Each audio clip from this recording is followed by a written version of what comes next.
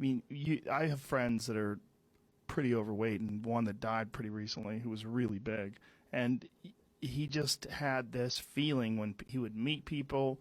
I mean, he talked about it a little bit. He was just obese. You know, it was just this thing where you're just, oh, look at this enormous fat guy. And then to go from that to, oh, there's a guy. There's a normal guy. Yeah. That's just a guy. It's a 168-pound guy. Normal. No different between him and I anybody else. I gotta tell you, I know we love to beat up on fat people.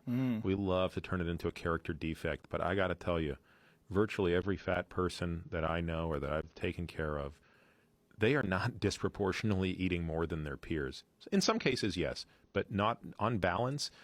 The problem is that they simply do everything incorrectly metabolically.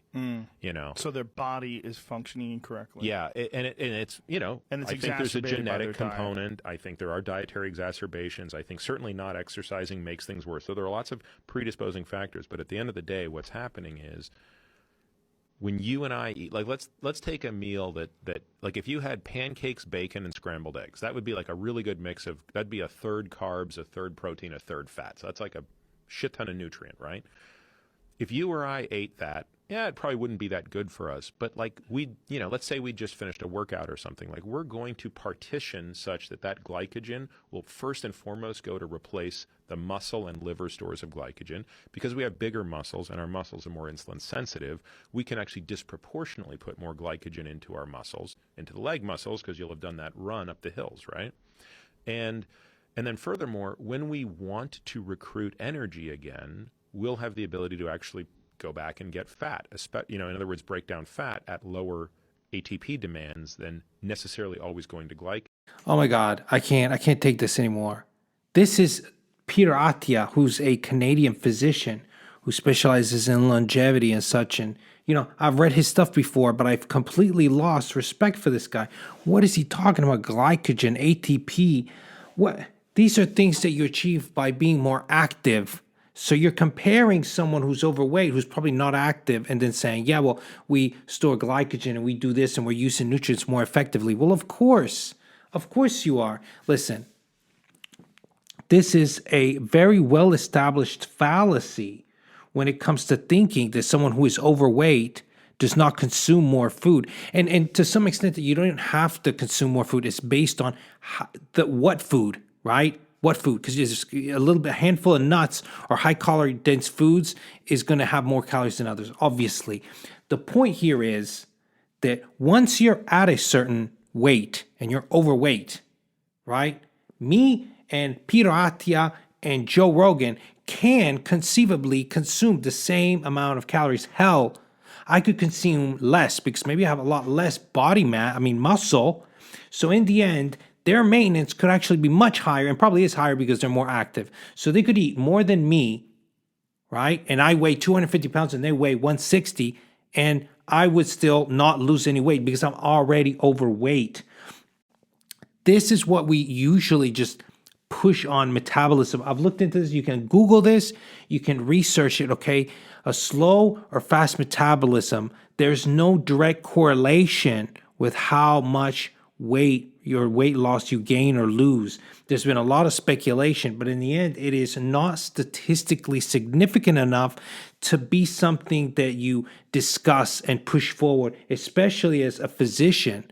Okay, this is calories in and calories out. You can take a thyroid medication, you can do other things, and maybe it may help, but it's marginally. It's kind of like the overestimated amount of calories people think they burn. You go to a gym for an hour, you do weights, and you're like, I did great. And maybe you only burn 200 calories, 250. When I run on the treadmill for a solid hour, I burn about 500 calories. That's a full hour, and I put on incline a lot as well. Normal day at the gym, 200 calories. You come home, you eat one freaking Nutribar or some shit. You just erased completely everything you did.